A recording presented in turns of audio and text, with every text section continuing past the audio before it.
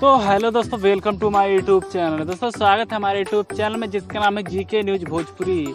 तो दोस्तों आप लोग के बीच में back to back news song का अपडेट लेकर आ रहा हूँ, जो कि दोस्तों आप लोग के बीच में एक और न्यूज सॉन्ग का अपडेट लेकर आ चुका हूँ, जो कि दोस्तों अंकुश राजा का है। जी हाँ दोस्तों, अंकुश राजा का न्यू भोजपुरी सॉन्ग आ चुका है, जो कि दोस्तों हमारी स्क्रीन पर देख सकते हैं।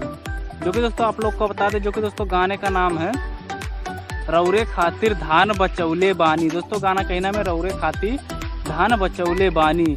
तो दोस्तों इस वीडियो में सब कुछ जानकारी मिल जाएगा। तो दोस्तों वीडियो को शुरू से लेकर लास्ट तक देखिए। चैनल पे हमारे नए हैं तो प्लीज आपसे रिक्वेस्ट है, हमारे चैनल को कर दीजिए फटाफट सब्सक्राइब करो। दोस्तों न्यू गाने का अपडेट इस चैनल पर सबसे पहले लेकर आता रहूँगा, तो प्लीज चैनल को सब्सक्राइब कर दो।